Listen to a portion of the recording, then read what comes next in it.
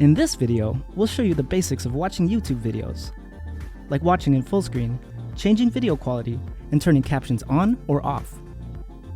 When you're on a computer, you can watch your video in full screen by clicking this full screen icon at the bottom of the video player. To exit full screen, just click the same button, or you can also press Escape on your keyboard. You can also watch in theater mode, which is a mid-size viewing option, by clicking here. To change the video quality, click Settings, then choose Quality, and choose any of the available options.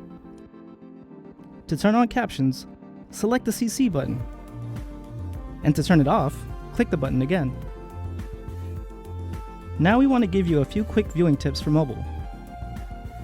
To change your video quality or caption settings, tap the video window and then tap this menu icon. From here, you can update settings.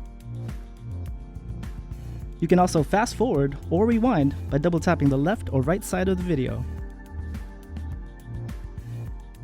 You can even watch videos while browsing.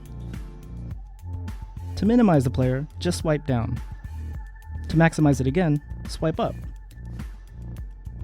If you want to dismiss the video altogether, swipe down, then press X. And that's it. Subscribe to our channel for more tips and tricks.